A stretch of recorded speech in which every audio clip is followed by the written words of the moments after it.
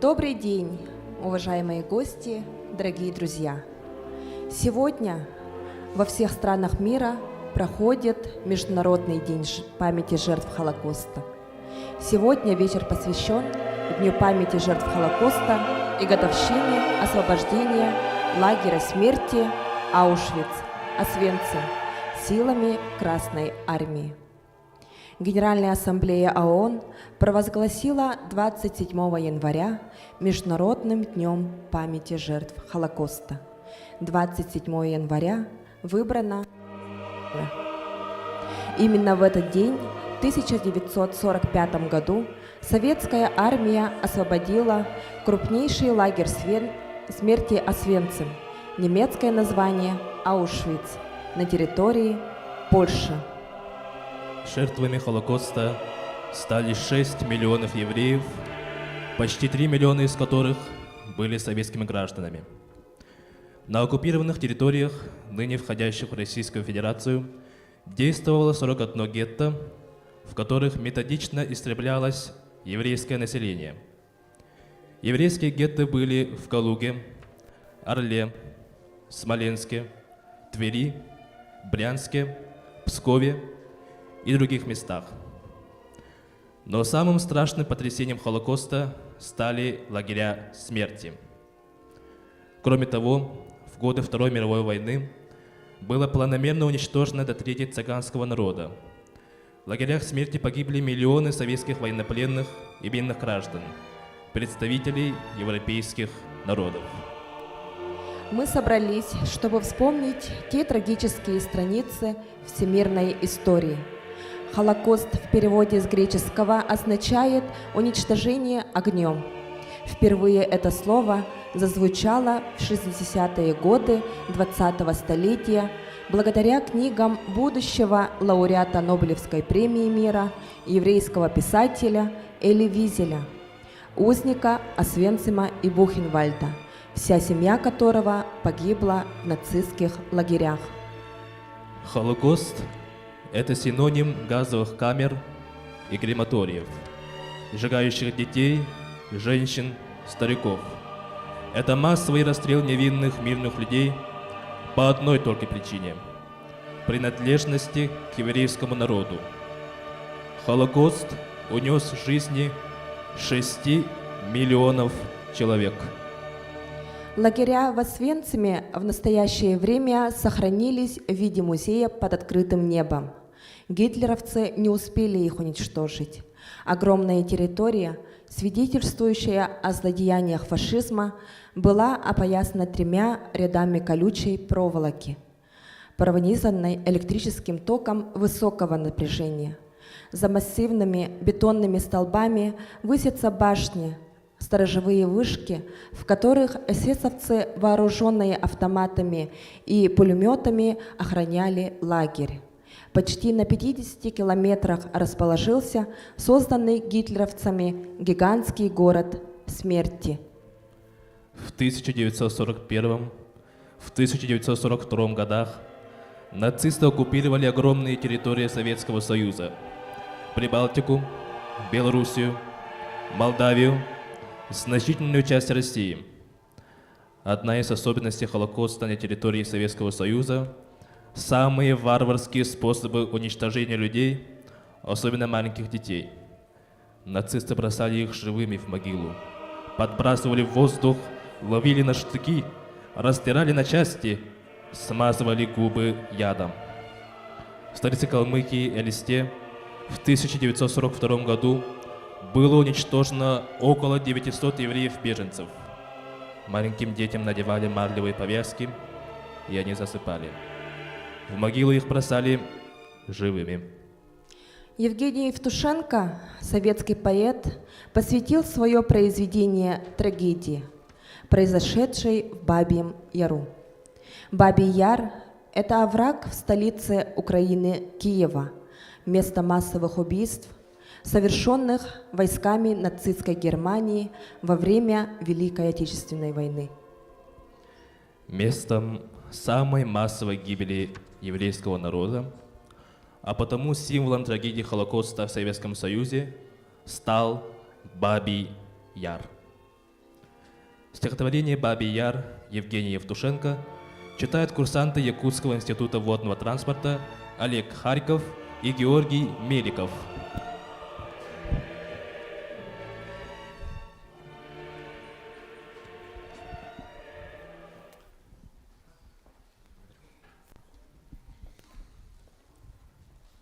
Над Бабьим Яром памятников нет. Крутой обрыв, как грубое надгробие. Мне страшно. Мне сегодня столько лет, как самому еврейскому народу. Мне кажется, сейчас я иудей.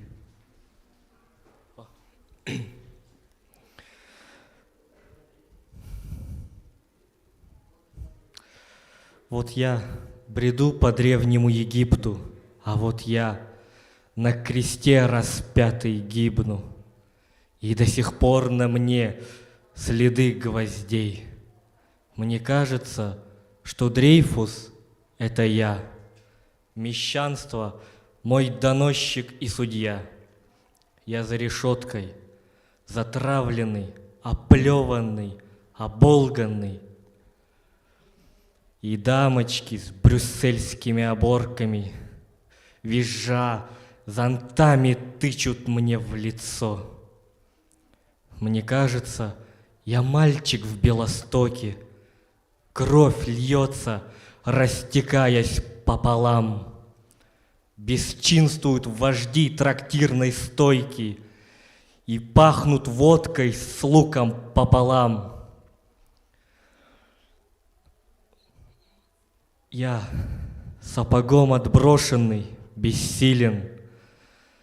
Напрасно я погромщиков молю под гогот: «Бей жидов! Спасай Россию!» Насилует лобазник мать мою. О, русский мой народ! Я знаю, ты по сущности интернационален. Но часто те, чьи руки нечисты, твоим чистейшим именем бряцали. Я знаю доброту твоей земли. Как подло, что и жилочкой не дрогнув, антисемиты пышно нарекли себя союзом русского народа. Мне кажется, я — это Анна Франк, прозрачная, как веточка в апреле. И я люблю, и мне не надо фраз, мне надо, чтоб друг в друга мы смотрели. Как мало можно видеть, обонять. Нельзя нам листьев и нельзя нам неба, но можно очень много, это нежно, друг друга в темной комнате обнять. Сюда идут? Не бойся, это гул из самой весны. Она сюда идет. Иди ко мне, дай мне скорее губы. Ломают дверь? Нет, это ледоход. Над Бабьим Яром шелест диких трав. Деревья смотрят грозно, по-судейски. Все молча здесь кричит, и шапку сняв, я чувствую, как медленно сидею. И сам я, как сплошной беззвучный крик над тысячами тысяч погребенных. Я каждый здесь расстрелянный старик. Я каждый здесь расстрелянный ребенок. Ничто во мне про это не забудет. Интернационал пусть прогремит, когда навеки похоронен будет последний на земле антисемит. Еврейской крови нет в крови моей, но ненавистен злобой заскорузлой я всем антисемитам, как еврей, и потому я настоящий русский.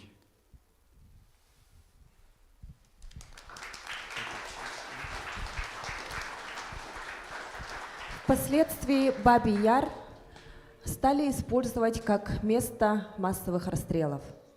По оценке ученых, в Бабьем Яру количество расстрелянных евреев составило более 150 тысяч жертв, а также других городов. И это количество, не включая малолетних детей до 3 лет, которых тоже убивали, но не считали. Сейчас, в начале 21 века, когда мир гудит от потрясений, национальных взрывов, религиозной нетерпимости, мы обязаны говорить о Холокосте, как самом страшном проявлении античеловечности, уничтожившем 6 миллионов людей. Разрешите пригласить Сару Хаимовну Лившиц, председателя общественной организации Якутского общества еврейской культуры.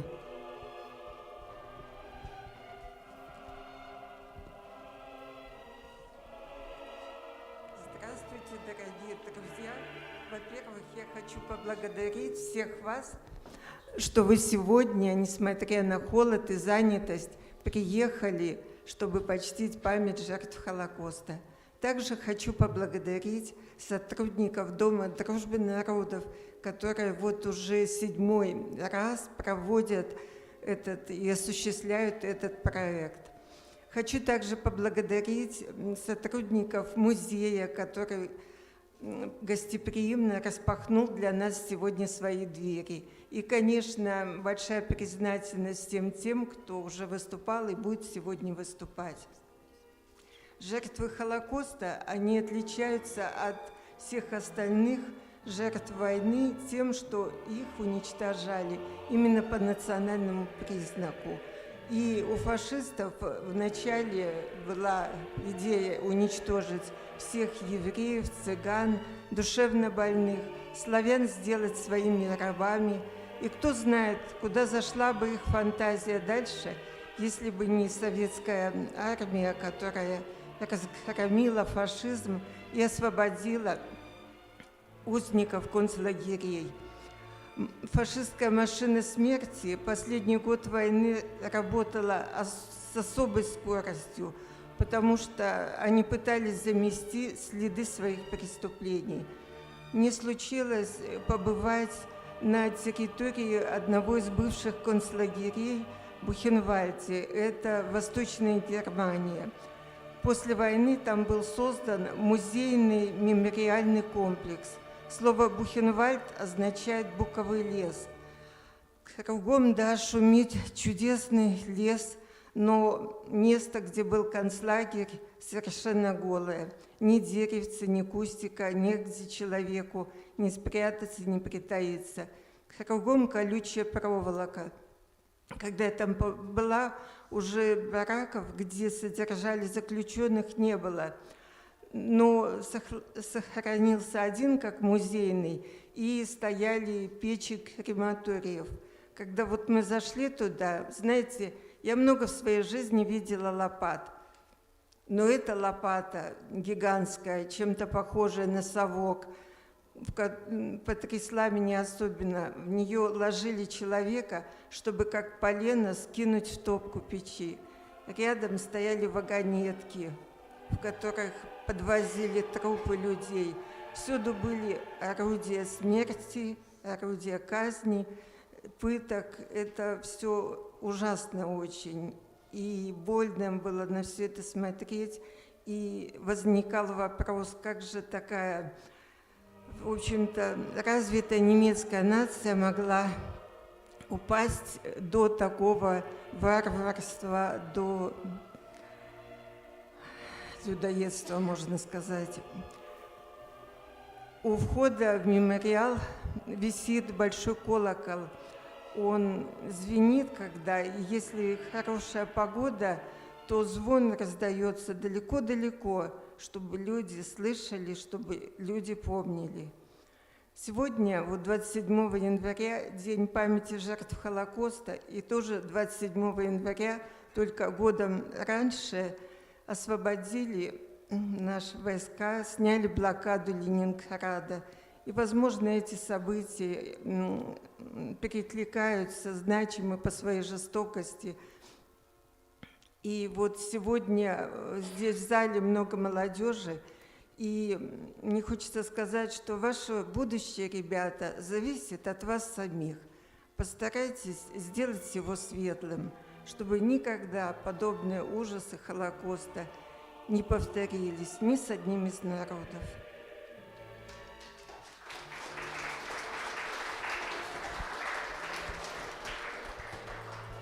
Слово для выступления предоставляется лектору и экскурсоводу исторического парка «Россия. Моя история» Якушеву Антону Игоревичу.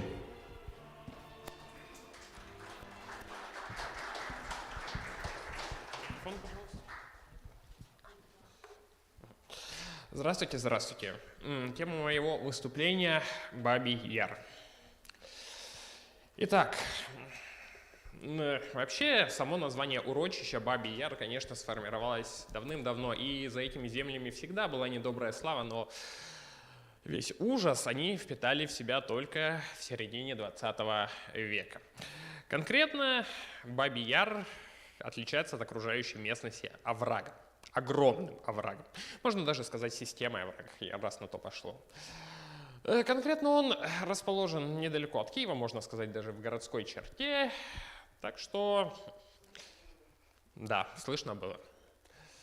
Так вот, 19 сентября 1941 года немецкие войска входят в Киев. Партизаны сразу же начали с ними борьбу, гремят взрывы, начинаются поджоги, громятся коммуникации, гибнут немецкие солдаты. Конечно же, нужно найти виноватого. Кого-то нужно в этом обвинить. И поскольку распоряжение их начальства было достаточно понятным, во всем были обвинены евреи. Не сказать, что расправы с людьми в Киеве и в Бабьем Яру были чем-то экстраординарным на тот момент. Например, казни в Белой Церкви, которые произошли примерно полумесяцем ранее, даже месяцем, они уже включали в себя массовые зверства, в ходе которых убивали даже детей. Но казни в Бабьем Яру запомнились совершенно другим. Итак, после того, как Киев был оккупирован немецкими войсками, началось плановое уничтожение евреев. Конкретно, обычно это сопровождали какие-то, скажем так, распоряжения, подготовительные, скажем так, действия, но конкретно в Киеве ситуация сложилась несколько иная. Как я уже сказал, партизаны сразу же начали причинять неудобства германской машине. И пришлось за это поплатиться евреям. Итак, Бабий Яр и Сырецкий лагерь. Почему вообще именно это место было выбрано? Ну, как я уже сказал, это был действительно огромный овраг впечатляющих размеров, и он был относительно недалеко от Киева. На тот момент, скажем так, в 1939 году в Киеве проживало около 960 тысяч мирного населения. Примерно каждый четвертый из них был евреем. На момент вступления немецких войск в Киев большая часть покинула город. Осталось около 400 тысяч жителей, и каждый десятый из них был евреем. И казни в Бабьем Яру запомнились именно количеством убитых за один день, за 29 сентября 1941 года. Около 22 тысяч убитых ни в одном лагере, ни в Терблинке, ни в Осовеце. Прошу прощения. Ни в Терблинке, ни в Освенциме не убивали столько человек за один день. Итак, первые расстрелы. Началось все, конечно же, с тех, что еще после 19-20 чисел людей начали сгонять в места заключения. Там больше всего сгоняли, конечно же, в первые дни.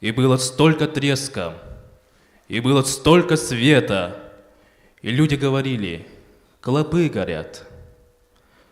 А через четверть века два мудрых человека сидели за бутылкой хорошего вина, и говорил мне Януш, мыслитель и коллега, у русских перед Польшей есть своя вина. Зачем вы в 45-м стояли перед Вислой? Варшава погибает, кто даст ей жить?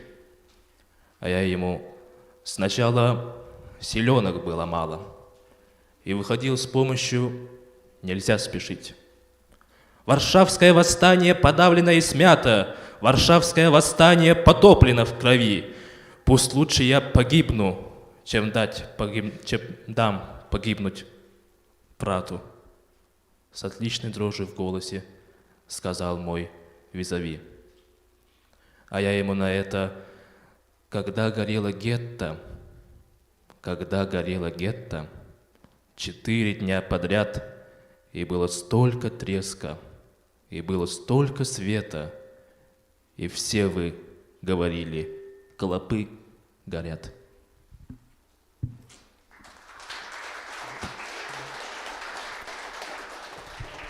Приглашаем для выступления старшего преподавателя кафедры всемирной истории и этнологии исторического факультета Северо-Восточного федерального университета имени Максима Петровича Амосова Алексея Петровича Андреева.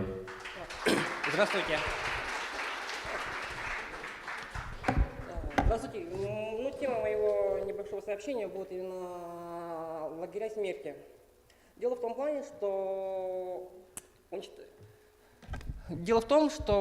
планомерное уничтожение евреев у нас начинается, я имею в виду европейских евреев, начинается с весны 1942 года. Но к этому моменту надо иметь в виду, что уничтожение советских евреев началось сразу же, уже с 22 июня 1941 года. И к началу 1942 года практически все еврейское население, которое оказалось под оккупацией, было уничтожено. Ну, это, в частности, Бабий Яр. Ну, для России, это, конечно, крупнейшее место убийства – это у нас Змеевская балка Ростова-на-Дону. Там, да, там тоже было убито больше 30, там тоже было за несколько дней было уничтожено больше 30 тысяч человек. А уничтожение европейских евреев начнется у нас только планомерно, только с весны 1942 года. Это было связано с тем, что к этому моменту уже были построены именно конкретно лагеря смерти, которые были... До этого были лагеря, но там тоже уничтожались люди, но в основном это были лагеря, именно рабочие лагеря. И лагеря для военнопленных. Да? А с весны 1942 года уже открываются такие лагеря смерти, как Треблинка, Собибор, Белжец, Хелмна. Там обычно было где-то 2 десятка немцев, офицеров, да, и руководителей, и где-то 40-70 украинских и польских полицаев, да, охранников. И плюс там, еще где-то 400 там где-то заключенных, которые обслуживали этот лагерь. Это лагерь. И в январе 1942 года происходит всем известная, да, Ванзейская конференция, где принимается именно решение об окончательном решении еврейского вопроса в Европе. И там была озвучена цифра. Немцы, мы знаем, люди скрупулезные, да, они подсчитали, что в Европе проживает 11 миллионов евреев, это, считай, Советский Союз, которые подлежат уничтожению. И цифра, вот откуда появилась цифра 6 миллионов, которые постоянно, отрицатели Холокоста постоянно оспаривают. Дело в том плане, что после Второй мировой войны было подсчитано, что в Европе осталось где-то 5 миллионов евреев. Основная масса, которая проживала в Советском Союзе, где-то порядка 4 миллионов, 3-4 миллиона где-то, да, проживала, да. И это 5 миллионов, уже понятно, да, откуда появилась цифра 6 миллионов, да. 5 миллионов, после Второй мировой войны выжило 5 миллионов, а 6 миллионов неизвестно куда делись. Понятно, и оттуда появилась эта цифра. Так, и после Ванзейской конференции, и уже весной, первый лагерь уничтожения, это у нас будет Хелмна. Хелмна это Хелм это как раз там были открыты первые газовые камеры, первые газы и первые крематории, где вначале уничтожались евреи западной Польши, и потом уже этот лагерь смерти начал работать на уничтожение именно Лодзинского гетто. В Лодзинском гетто находилось порядка 160 тысяч человек. Выжило где-то порядка 800 человек. Потом у нас открывается уже Треблинка, где было уничтожено порядка 800 тысяч человек. Вначале там уничтожают евреи Восточной Польши, северо-восточной Польши, а потом Треблинка начала работать целенаправленно на уничтожение варшавских евреев. В Варшавском гетто, пик на его наибольшего расширения, да, находилось порядка 450 тысяч человек. Это, понимаете, это полтора Якутска. Если понимаете. То есть население этого гетто, где 5 квадратных километров проживало население больше, чем в Якутске, которые подлежали уничтожению. Но здесь надо иметь в виду, что где-то порядка 150 тысяч человек за период существования гетто с 1940 года по середину 1942 года умерло от голода, от болезней, от холода, где-то порядка 150 тысяч человек. И потом у нас будет лагерь Собибор и лагерь Белжец, да, где там было уничтожено порядка где-то 250, в каждом лагере 250, там 400 тысяч человек были уничтожены, да. И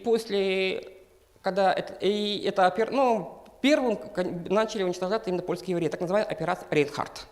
И уже к середине 1942 года, уже к августу, почти полностью все еврейское население Польши было уничтожено. И уже с конца 1942 года эти лагеря смерти начинают работать именно по приему евреев из других европейских стран. В первую очередь это у нас Франция и Нидерланды. Да? То есть большинство, например, голландских евреев было уничтожено именно в лагере Собибор. А к середине 1942 года заработать самый крупный лагерь уничтожения – это Освенцим. Изначально Освенцим это был лагерь для польских активистов. Маленький, он был основан уже в 1942 году, и потом он превращается в рабочий лагерь, а потом уже в лагерь уничтожения. Там 3 в одном. То есть Освенцим – это не один лагерь, это несколько лагерей. Освенцим-1, Освенцим-2, Биркенау-1, Биркенау-2, Моновиц-1, Моновиц-2, Моновиц-3 и так далее. То есть одновременно в этом концлагере находилось 250 тысяч человек. Представьте цифру, да? 250 тысяч человек. И в этом концлагере было уничтожено где-то 1 200 000 человек, подсчитано. И уже после завершения операции Рейнхард, к началу 1943 года, лагеря уничтожения Хелмна, Треблинка, Собибор и Белжец были закрыты. И в качестве лагеря смерти работал только Освенцим. Все, спасибо.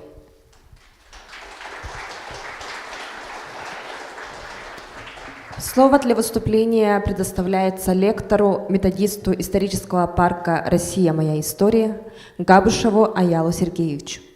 Айцену Сергеевич. Спасибо. Всем добрый день. И давайте начнем. Тема моего короткого выступления – это нацистские лагеря. А как мы сейчас узнаем из выступления, видов лагерей этих было на самом деле довольно достаточно. И каждый лагерь отличался спецификой, направлением, так сказать, и, конечно же, контингентом. Первые же концентрационные лагеря в Германии начали появляться уже в 1933 году, когда, собственно, они пришли к власти. И когда, собственно, НСДАП захватил власть в Германии и управлять, собственно, страной начал Гитлер и, в частности, его партия. Всего же, если так ремарку делать, с 1933 по 1945 годы нацистская Германия со своими союзниками построили около 40 тысяч лагерей. Из них чисто нацистских, то есть германских, лагерей Третьего рейха было чуть более 14 тысяч. То есть на основная доля, получается, лагерей приходилась именно на их. Вначале же, собственно, первый, собственно, лагерь, который был построен на территории Германии в 1933 году, в марте 1933, это у нас печально известный Дахау. И первыми его узниками оказались коммунисты Германии, это, получается, члены КПГ, Коммунистической партии Германии, и, получается, социал-демократы, и, собственно, другая прослойка и населения Германии, которых признали врагами, собственно, народа. Этот термин активно использовался, собственно, в нацистской Германии в 30-х годах. Вот здесь, собственно, выжимка из маленькой статьи. Ну и помимо всего прочего, получается, в таких концентрационных лагерях были, помимо коммунистов, социалистов и социал-демократов, и туда сажали, собственно, и по этническому признаку, разумеется. В основном вначале это были цыгане, это также какие-то религиозные группы по типу свидетелей Иеговы, и, собственно, и так далее. И много людей, допустим, обвиненных в асоциальном поведении. Больные, получается, какими-то недугами и так далее. И, собственно, название концентрационные лагеря говорит само за себя. Так они стали называться, поскольку в них концентрировалось огромное количество людей. И вот, собственно, вот так. Давайте пройдем далее. Это у нас, собственно, Дахау, открытый еще в марте 1933 года. Фотография у нас тут 24 мая того же года. И вдалеке вы можете увидеть колонну, собственно, заключенных. Опять-таки слайды, показывающие, собственно, быт. Очень суровый, конечно же.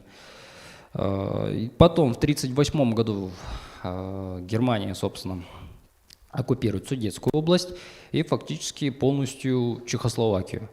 В связи с чем, конечно же, опять появилась потребность в создании еще и увеличении существующих концлагерей, куда начали опять-таки ссылать опять-таки те же самые группы населения. Активное преследование евреев начинается вот уже к концу 30-х годов. И давайте виды лагерей. Концентрационные лагеря.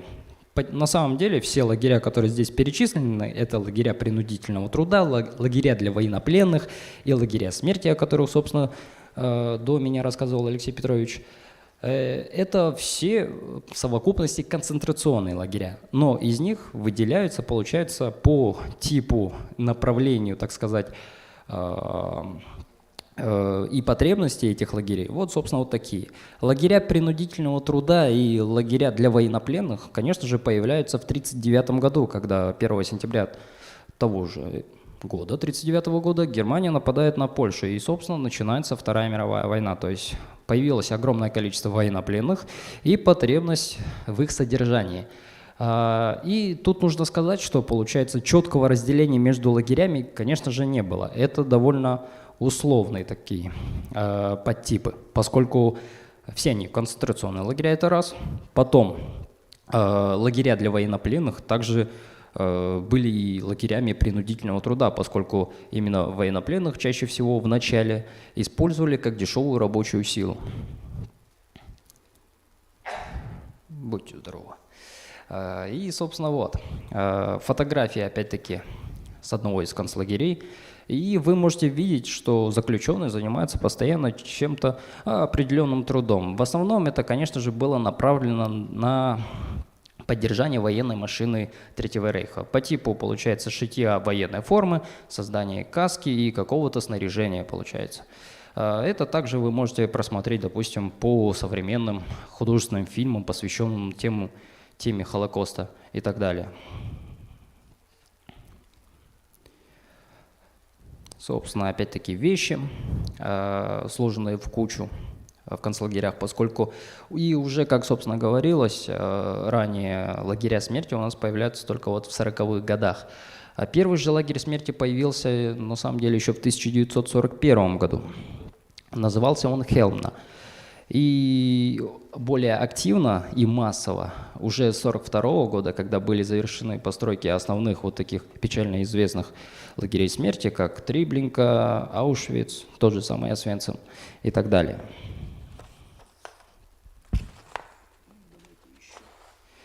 Здесь вы можете на фотографии увидеть опять-таки вот эту довольно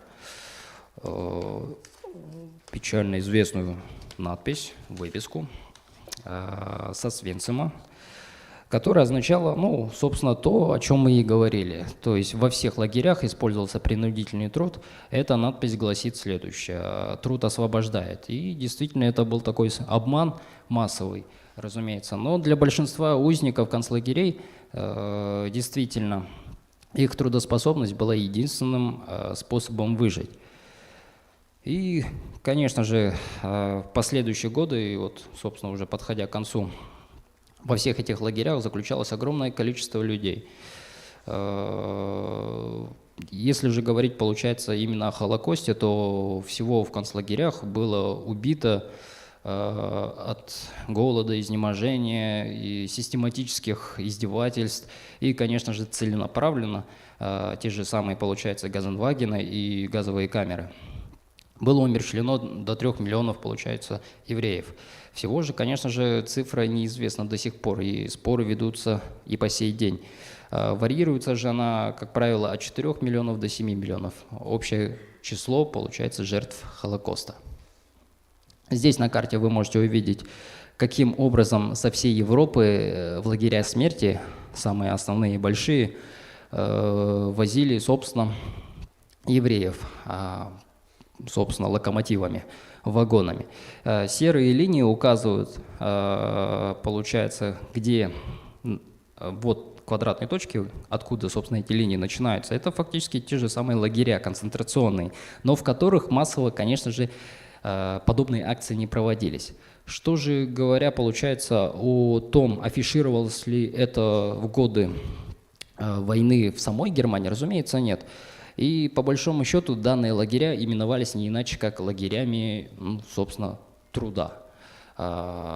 Конечно же, разумеется, даже собственному населению, сколько бы оно ни было обработано, получается, пропагандой, невозможно было как-то внятно и объективно объяснить о том, что делается в той же самой Триблинке, что впоследствии и в Дахау, и в Аушвице, и так далее. И здесь, опять-таки, карта, иллюстрирующая и отчетливо показывающая нам, где были расположены основные крупнейшие лагеря. Это и концентрационные, это и лагеря принудительного труда, и, конечно же, лагеря смерти, о которых уже было сказано. Всего же с оккупированных фашистами территорий евреев, как правило, отправляли в пересылочные лагеря, такие как Вестерборг в Нидерландах или Дранси во Франции, которые мы видели на карте, а оттуда уже в лагеря смерти. В различных типах концлагерей нацисты держали и истязали, собственно, миллионы людей, что, конечно же, было и сказано, и понятно. Ну, в принципе, на этом мое выступление завершается. Спасибо за внимание.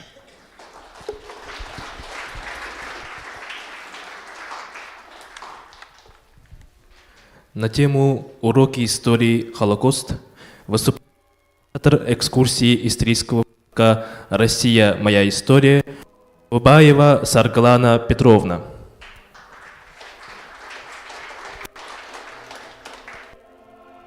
Здравствуйте, дорогие наши гости, приглашенные. И несмотря на такую холодную погоду, пришли к нам и как бы узнайте, что такое Холокост, почему мы должны именно молодежи, будущему нашему поколению рассказать, да, дать им уяснить, почему трагедия такая стала возможным в 20 веке, когда весь мир как бы, да, запрещал или даже умалчивал об этой проблеме. И я как историк, да, вот честно признаюсь, мне даже вот когда готовилась к выступлению, у меня сердце разболелось, я не могла даже до конца это все для себя понять, как это было возможно в 20 веке, когда строили новый мир, да, и почему это долгое время умалчивалось. Я знаю, я как учитель истории, знаю, что в учебниках истории об этом один тезис только – о Холокосте. 6 миллионов Холокост. И задание, которое давали в едином государственном экзамене, там история Баби Яра. Где это произошло, когда это произошло, на территории какого государства это произошло, ну хотя бы это большой плюс. Да? Но тема моего выступления — Холокост, уроки доброты, уроки истории. Память о Холокосте необходима, чтобы наши дети никогда не были жертвами, палачами или равнодушными наблюдателями. И Гудбайер, израильский историк, исследователь Холокоста, в то же время он был одним из жертв Холокоста, и ему удалось бежать этой страшной машины, выжить и рассказать об этом нам.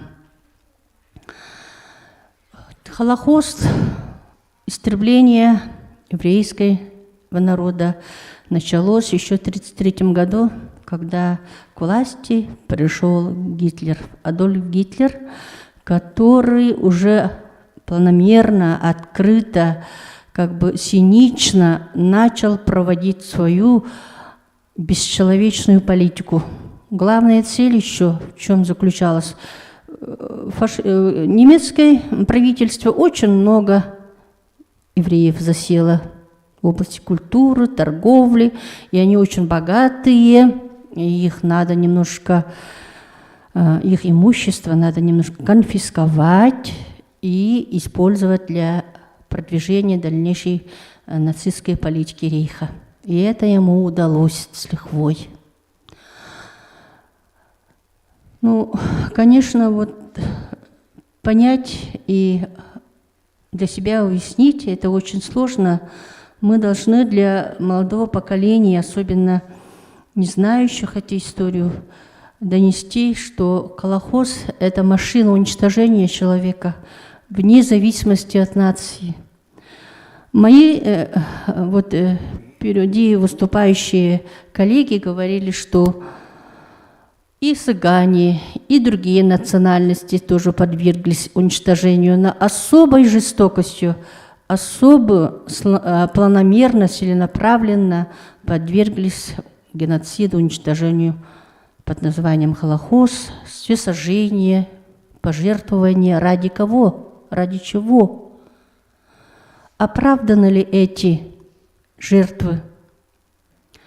Мы в 21 веке живем, и сейчас у нас что происходит, мы с вами все знаем. И чтобы не повторилась эта история, потому что к власти опять-таки пришли кто? Шольцы, которые были праправнуками тех фашистов, которые уничтожали народ. Мы с вами знаем, что 27 миллионов советских граждан уничтожил. Как уничтожено в Второй мировой войне, Великой Отечественной войне. Это, конечно, мы все должны понимать. Почему мы должны, вот именно молодым, да, молодежи, общественности даже, не только молодым, донести эти уроки, страшные уроки, которые не должны повторяться и которые не должно быть уже в 21 веке, хотя они уже есть и идут. Можно дальше? Да? Где у меня тут?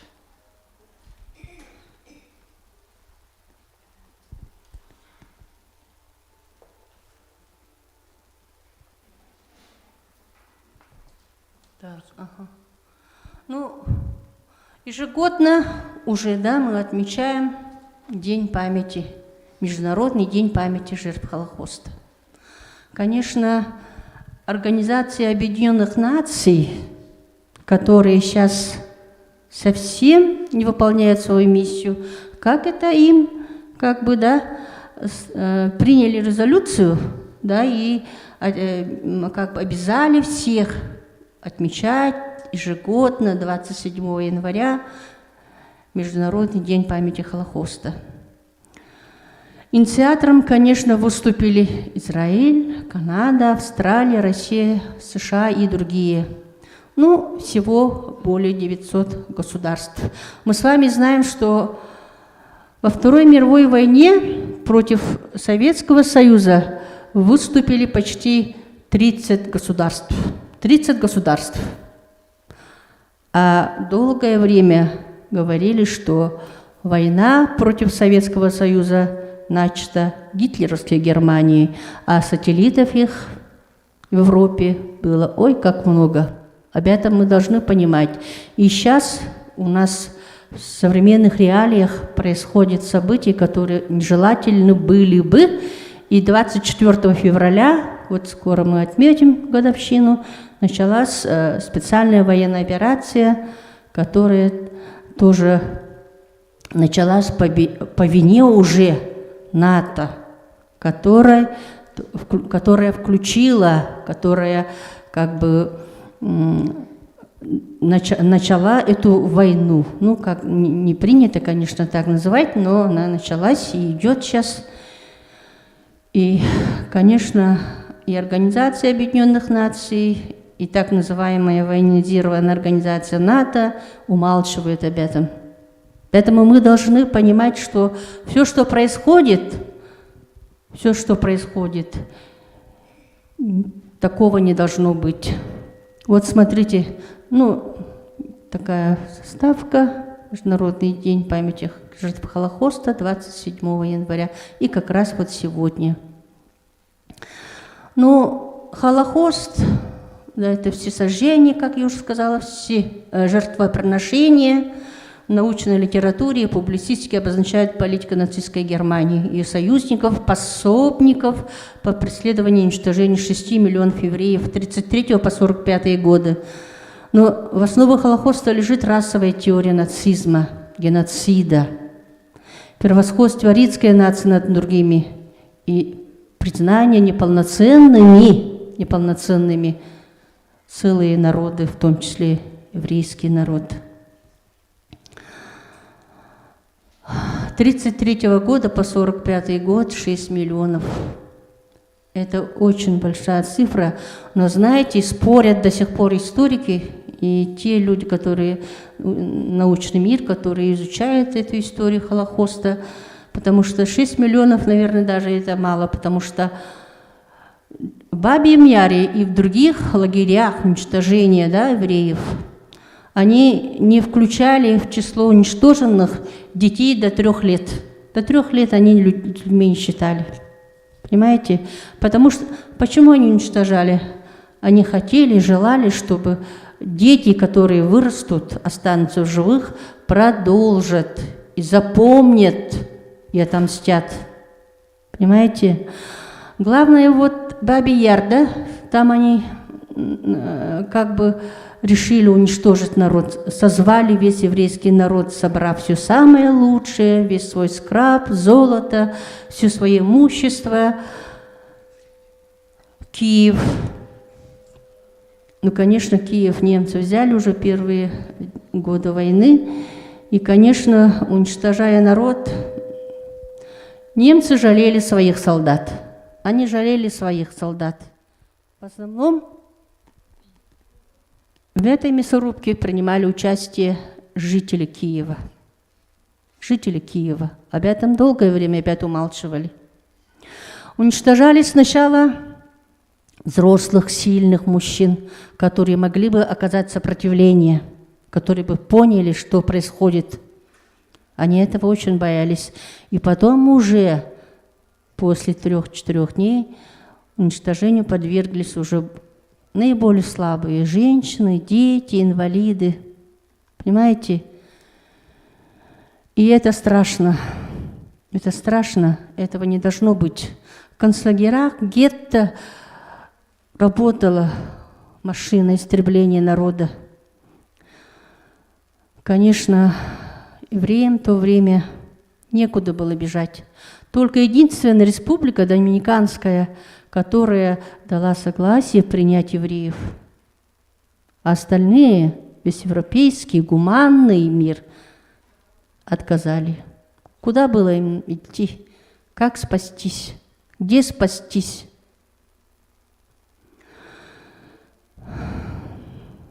И вот смотрите, да, вот, ну, это просто когда уже Гитлер пришел к власти. Почему они преследовали евреев? Потому что они были намного умнее, продвинутые, да, еще положение в обществе занимали, они были богаче, держали в руках золото. Гитлер-то уже понимал, чтобы продвигать свою машину, свою страшную фашистскую нацистскую политику, надо иметь деньги, казна пуста. Европа помогала, Америка помогала. Политика умиротворения агрессора, она сработала. И она продолжала работать. Что они писали? «Будь хуже зверя, убивай без оглядки, грабь, жги, насилуй, глумись над страданием беззащитных женщин, стариков». Это они обращались к своим немцам, своим солдатам, своему народу, как уже выше говорили, даже вот на Украине, да, во время Бабы Яра, свои же местные жители, своих соседей, которыми они вместе проживали, чаи распевали, они выдавали своих соседей. Но были и те люди, и в Европе, и у нас в России, в Советском Союзе, те люди, которые помогали выжить, спастись от этой страшной трагедии под названием Холокост. Об этом сегодня будет речь в моем выступлении. Вот смотрите, антисемитизм, действия, совершаемые с намерением уничтожить полностью, как частично, какую-либо национальную, этническую, расовую и религиозную группу. Геноцид, преследование, массовое уничтожение евреев, живших в Германии на территории союзников, ее союзников и на оккупированных ими территориях во время Второй мировой войны. И Холокост. Проповедь национального превосходства с целью обоснования прав, да, права в дискриминации и угнетению других народов, и шовинизм. К сожалению, вот эти все, они в настоящее время существуют. Никуда от этого мы не денемся, да? Гетто. Ну, это страшная картина, конечно, без слез, без... невозможно посмотреть даже, да? Ну, крупнейшее Варшавское гетто, смотрите, как это все представляло. В цивилизованной Европе, Варшава, созданные гетто в период оккупации. И возможно ли было выжить? И население уменьшилось с 4-50 тысяч до 37 тысяч. Это еще не полные данные. Но пример доброты, гуманизма, во спасении людей от смерти, об этом мы сейчас будем говорить, в то время, когда нацисты методично уничтожали миллионы людей, несчастливое множество подвергались пыткам, унижениям, окончательное решение Гитлера-Геббельсом еврейского вопроса, и тысячи людей в это время нарушали правила, установленные нацистами, и спасали, как могли, евреев, гомосексуалистов, африканцев, европейцев, цыган и представителей других меньшинств от неминуемой смерти. Каждый из них достоин вечной славы. Это удивительные люди, которые в мрачные времена, трагические времена были. И сейчас мы про них говорим, раньше об этом не говорили. Их можно называть героями Холокоста. Вот смотрите, Януш Корчак. Он спасал детей от неминуемой смерти, он помогал им, он ночью не спал. Дети не доедали, их было много, а у него не было детей, он защищал их, как всех своих детей, оберегал их. И когда уже, да, уже настало время, когда уже этих детей, которых он спасал, которых спас, должны были идти, должны были быть сожжены, а ему предлагали спастись, ему предлагали убежать. Есть возможность убежать и спастись. Но он пошел вместе со своими детьми и принял эту страшную муку. Вместе с детьми он был сожжен. Видите, сколько детей, которым он помогал, которых он оберегал, защищал. Ну, конечно, мы должны помнить о таких людях. Януш Корчик поставлен ему, конечно, уже намного позже, но мы должны знать, что доброта должна спасти мир. И эта доброта в какой-то мере спасала многих от верной гибели. И вот Оскар Шиндлер, где-то лет 10-15 назад про него был фильм. Я трижды 400 смотрела, трижды 4 раза смотрела, даже вот, может, больше смотрела этот фильм. Это Оскар Шиндлер, немецкий промышленник. К сожалению, он даже в 30-е годы, да, в начале вот, Второй мировой войны, он шпионил над польскими участниками сопротивления, выдавал информацию Гитлера немцам, но уже, когда уже понял, что это страшная трагедия, что геноцид неминуем, а на его заводе как бы, да, работало более 1000 евреев, и он каждому помогал, каждого защищал, он объявлял и относился вот как к ним, как к своим родным, и как бы выдавал им такие справки и показывал это фашистам, немцам, что без этого специалиста невозможно дальнейшее развитие его производства, именно его предприятия. И, конечно, он подкупал немцев, потому что он имел в то время средства, которые он мог. И, конечно, он тоже, как бы, да, герой того времени. Он более 1000 людей спас, 1200 людей он спас от Холокоста. Это тоже стоит внимания.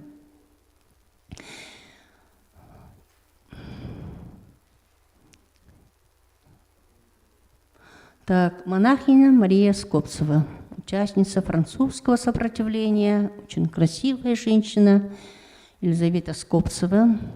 Да. Она лично принимала участие, она прятала, забирала у немцев, она работала как бы у немцев, в то же время она вот, в таких вот ящиках, маленьких коробках прятала маленьких детишек и потом выносила оттуда, потому что они должны были немедленно быть убитыми, истреблены. Но потом она еще не только там выносила оттуда, спасала детей, она потом их устраивала семьям и потом контролировала, как они выжили или не выжили, как они, в каком состоянии находятся. И потом она как бы, да, последующие годы даже искала информацию, находила их, сколько ими спасенных детей, сколько их выжило, как они устроены, как они живут. И даже когда уже в возрасте, под 100 лет она прожила, да, она все время думала о своих спасенных детях. И даже ее одно время поймали немцы, допрашивали ее, извините, но она не выдала их. Она как бы была очень таким храбрым сердцем женщина, которая как бы помогая, не думала о своей жизни, не думала о последствиях. Елена Скопцева, ее тоже надо помнить. Вот она монахиня, и она всегда думала, даже в глубокой старости она всегда думала, оберегала, держала связь со своими спасенными. И, конечно, она получила благодарность от тех спасенных, которым она помогала. Ирина Сендлерова, во время Второй мировой войны, сотрудница Варшавского управления здравоохранения, тоже член польской подпольной организации Совета помощи евреям «Жигота», активистское движение Польши. Ну, хорошо. Она также спасла более 2500 детей, прожила долгую жизнь до 98 лет. И еще, вот смотрите, да, фотографии, какие они были люди, потому что мир не без добрых людей. Если бы не было этих людей, наверное, мир перевернулся бы, наверное, да. И ангел Будапешта, испанский националист, спас 5200 евреев. Он все средства, которые выдавали их миссии, он как бы этими деньгами подкупал немецких офицеров и выкупал вот, евреев, которых не должны были отправить в Холокост и подвергнуть уничтожению. Спас более 5000 венгерских евреев от депортации в Освенцим.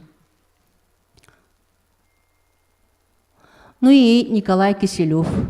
3 месяца он как бы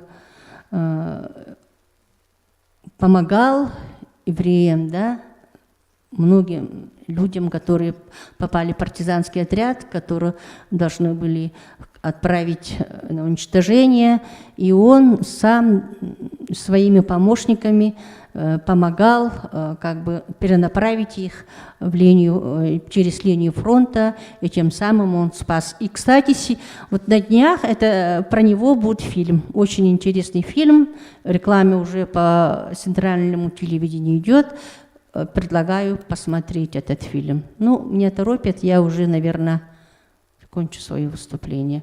Ну вот, ребята, да, вот молодежь собралась, и я как человек уже с опытом, как историк, хочу вам дать совет, что надо быть добрым, надо всегда быть отзывчивым, вне зависимости, где ты находишься, какое ты положение в обществе занимаешь, богатый или бедный, но добро должно быть с кулаками, а зло, конечно, сама себя защитит. И Холокост тому яркий пример, потому что 6 миллионов человек, это не считая тех детишек, которые были умерщвлены, уничтожены, чтобы такого никогда не повторилось. Спасибо за внимание.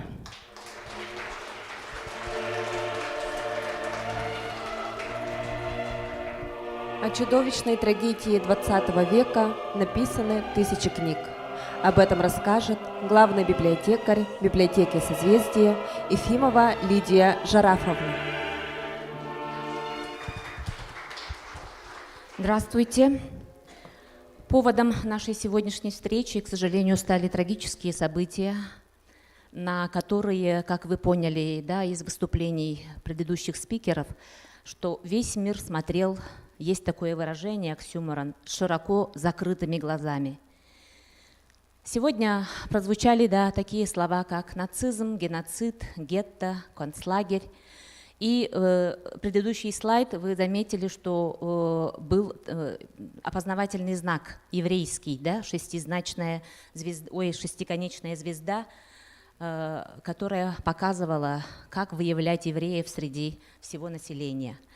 Сегодня моя задача рассказать вам о книгах, которые написаны были, да, вот из этих 1000 я принесла, конечно же, немного. Это и по всей библиотечной системе города Якутска.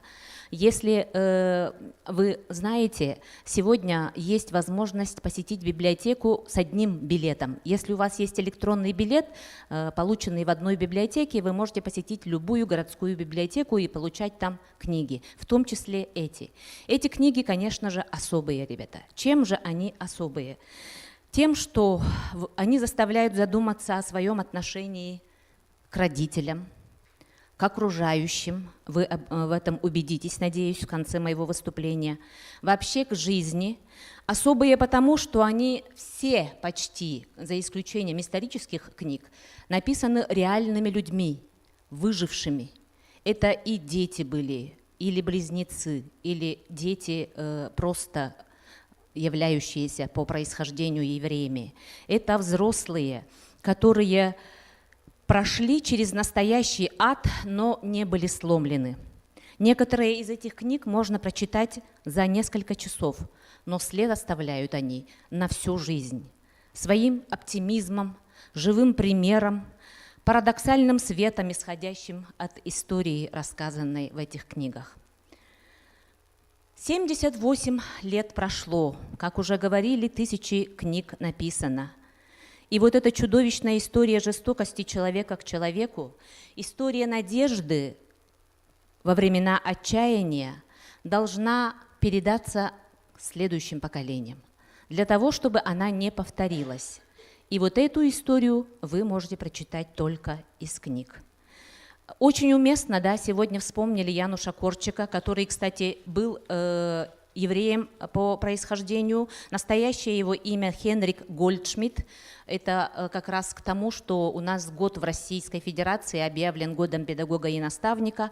Человек, родившийся в Польше, учившийся в русской гимназии, всю жизнь и даже смерть, как показывает его жизнь, да, посвятивший детям, знающий прекрасно русский, немецкий, французский языки, владеющий древними языками, по профессии военный врач, прошедший передовые до мировой войны и войны с Японией, педагог, публицист и детский писатель. Следует отметить, что педагог он с новаторскими идеями, и вот эти идеи знает и признает весь мир. Всемирно известный детский писатель, создатель детских приютов в Киеве, Варшаве, свое внимание уделявший детям-сиротам.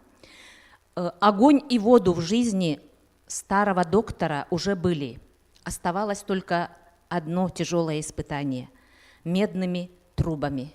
Вместе со своим сиротским домом, оказавшимся в Варшавском гетто, он имел возможность выехать в нейтральную страну. Его задолго до этого пытались спасти из гетто. Он все попытки отклонил. Он сознательно на это шел.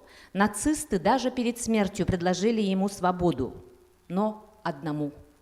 И Януш Корчак вместе с воспитанниками своими поднялся в вагон, уходящий в лагерь смерти Треблинка. Здесь вы посмотрели книги, которые имеются в нашей библиотеке, в системе, и если таковых нет, то можете прочитать и в Литресе. Я хочу остановиться на некоторых из них. Вот, например, начну с Маши Рольникайне. Книга ее называется «Я должна рассказать». Ее называют русской Анной Франк, а дневник Анны Франк у нас сегодня в графической версии имеется. Маша Рольникайне родилась в Литве, 14 лет она попала в Вильнюсское гетто, где впоследствии погибла вся ее семья. Машу это не сломило. После гетто она побывала в концлагере Страсдингов и Штутгов, где была участницей антифашистского подполья, вела дневник и сочиняла стихи на идише, порой просто запоминая их, так как писать было уже не на чем. Будучи еврейкой, она жила с семьей в Вильнюсе. И ей удалось обмануть эсэсовцев насчет своего возраста, потому что работать оставляли только подростков старше 18 лет и не отправиться сразу в газовую камеру. Ей удалось это, да? Выжить, конечно, она смогла по чистой случайности. В дневнике Маши много бессмысленной жестокости, которую не удается постичь даже взрослому. Так что подростка прочитанное может шокировать. Книга Евы Мозес Скор «Близнецы Освенцима». Сегодня вы эту историю слышали, что существовал такой доктор Менгеле, который занимался экспериментами, проводил эксперименты именно над близнецами. И вот Ева и Мириам – это близнецы, которые попали как раз в этот концлагерь. И выжили они. Ева, благодаря которой и Мириам осталась жива, Но Ева прожила дольше своей сестры. Она написала эту книгу «Правдивая история близнецов доктора Менгеле». Самое интересное в этой книге, парадоксальное в том, что она простила, ребята, нацистов. Она считает, что публично простить нацистов – это ее решение, личное решение. Она основала музей Холокоста и образовательный центр в Индиане, где читала лекции об истории Холокоста, учила прощению, искоренению ненависти и предрассудков в мире. Потому что она считает, после того, как простила, у нее жизнь изменилась до неузнаваемости. Конечно, она не говорит о прощении за всех, кто выжил в этих страшных муках, испытаниях, но вот свое решение она рассказывает каждый раз.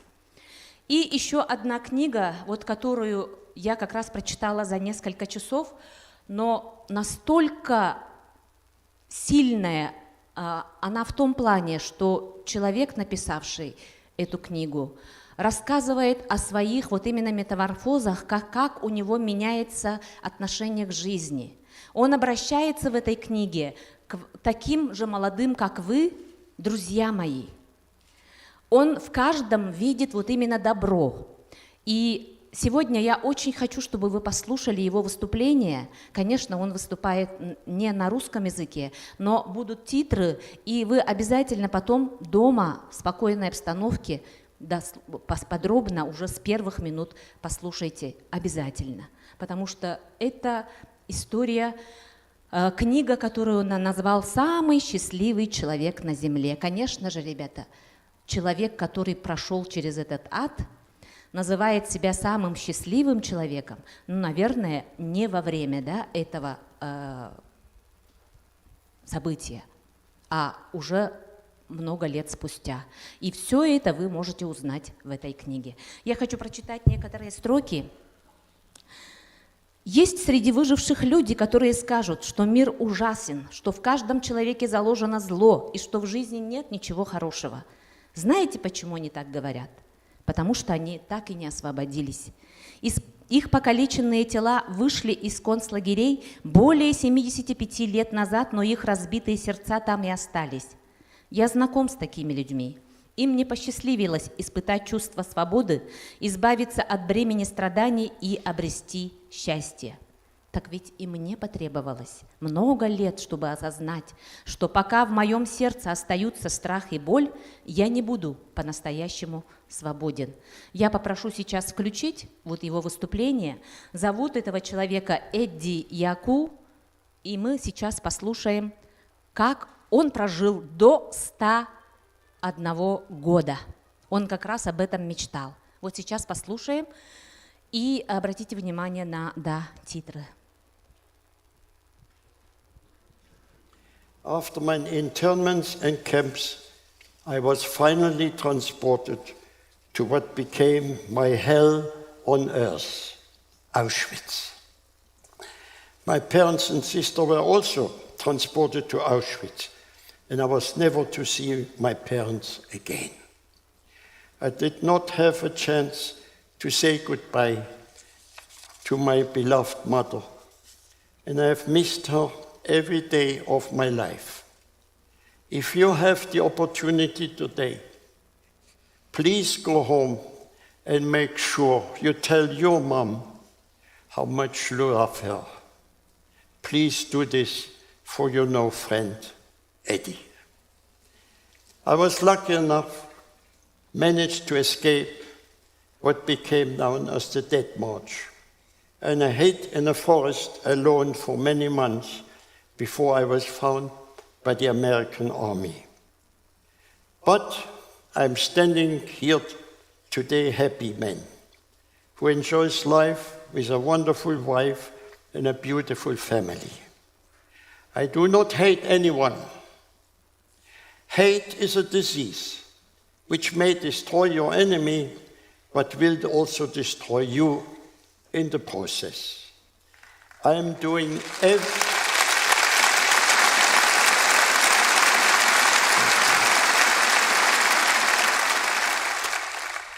I'm doing everything I can to make this world a better place for everyone. And I implore you all to do your best too. Let us ensure that this terrible tragedy, the worst in the history, may never happen again and also will never ever be forgotten. Обязательно посмотрите, послушайте и приходите за книгами в библиотеку «Созвездие» на улице Мординова, 21/1. Спасибо за внимание. Спасибо, Лидия Шарафовна. Слово предоставляется заместителю генерального директора Дома дружбы народов имени Алексея Елисеевича Кулаковского Розалии Ефимовне Колосовой.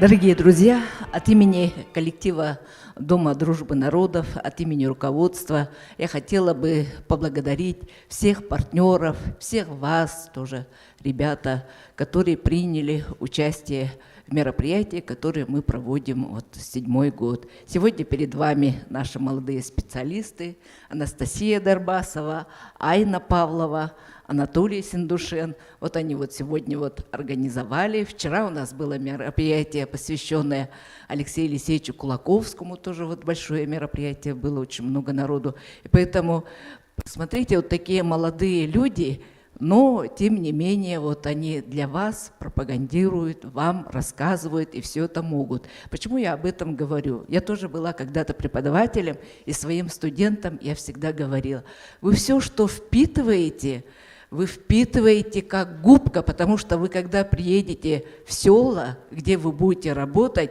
на вас все будут смотреть, как на образованных людей, как на специалистов с высшим образованием, на тех людей, которые многое знают. И поэтому вы будете тоже 27 января какого-то года рассказывать своим работникам, своим коллегам тоже о таком, ну, о такой событии, о таких датах, да, там, и то, что вот когда вы учились, вы именно с вами были проведены такие беседы, поэтому вы должны об этом знать. Действительно, каждый специалист, каждый образованный человек, он должен именно не только впитывать в себя, но и рассказывать другим о тех знаниях, умениях, которые получили. И да, я благодарю сотрудников исторического парка «Россия. Моя история», которые вот в последние годы тоже нам стали помогать. Лидии Жарафовне, которая с первых дней всегда она наша помощница. Алексею Петровичу, который постоянно вот доносит, и мы знаем, что именно он тот человек, который вот занимается как историк вот, ну, этой темой. Но сегодня я хотела бы перед вами вот вручить, вот мы ежегодно вручаем вот такие памятные, как проект года, всем национально-культурным объединениям, которые тоже проводят среди нас работу. И сегодня я хотела вручить вот еврейской национально-культурной общественной организации Якутское общество еврейской культуры города Якутска, председатель Лившиц Сара Хаимовна. Вот, ну, такой вот памятный знак, проект года 2022, они проводят свои еврейские календарные праздники Рош Хашана и Ханука. Вот те люди, которые как бы, хотя и прошли через вот такие вот большие испытания, но тем не менее они являются жизнелюбами.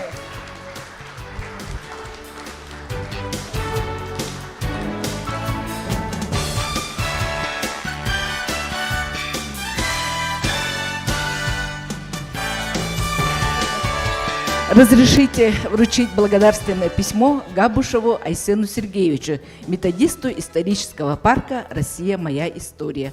Выражаем искреннюю благодарность за сотрудничество и помощь. Хорошо, спасибо. Благодарственное письмо вручается Жейлаубаевой Саргалане Петровне. Благодарственное письмо вручается Якушеву Антону Игоревичу, экскурсоводу исторического парка.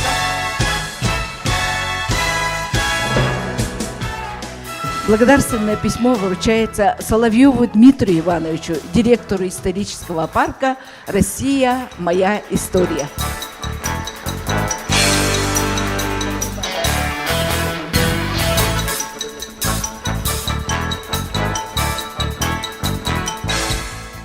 Благодарственное письмо вручается Борисову Виктору Борисовичу, краеведу исторического парка «Россия. Моя история». Спасибо вам. —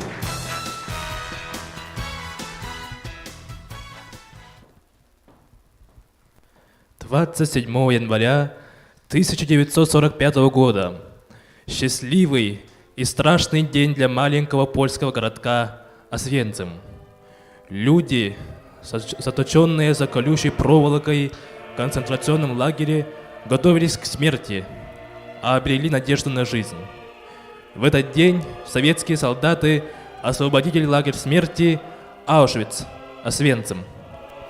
На сцену приглашаем артистов Хатасского народного театра, учителей Хатасской средней школы имени Самсоновых.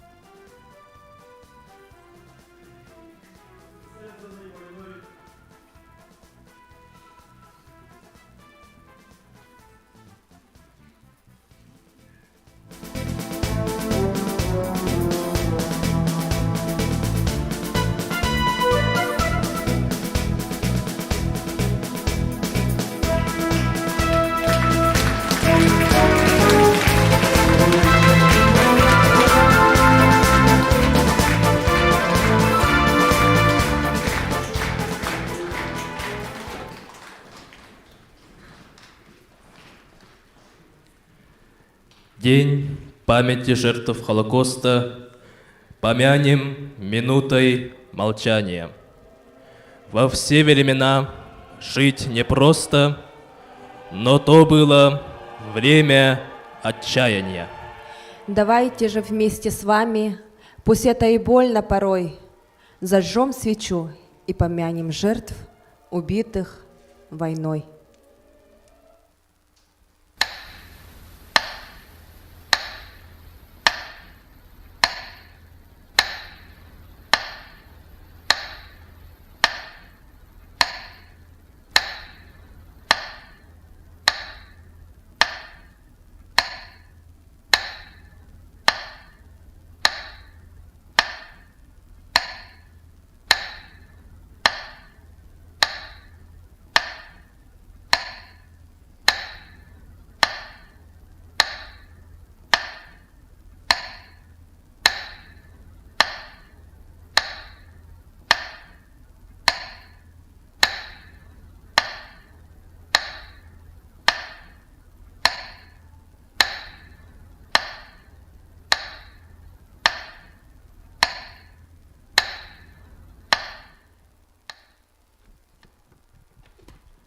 Уважаемые гости, подводя итоги сегодняшней встречи, можно сделать следующие выводы. Знания о Холокосте необходимы, чтобы неприязнь к непохожему не стала ненавистью к чужому народу, к чужой религии, к чужой стране. Каждый из нас должен помнить, многое начинается с меня, моих мыслей, поступков, моих действий. Совершая действия, помни, что ты человек, и протяни руку не для удара, а для помощи. Память о Холокосте необходима, чтобы не забыли трагическую страницу всемирной истории, чтобы уроки Холокоста навсегда сохранились в памяти последующих поколений, чтобы помнили о тех героях, о наших солдатах, которые воевали во имя Отечества и одержали великую победу.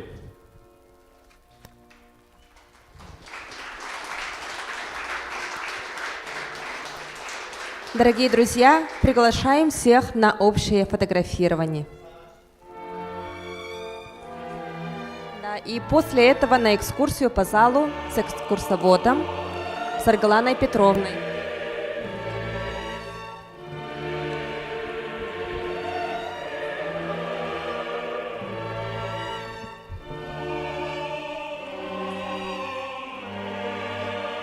Пожалуйста, на местах.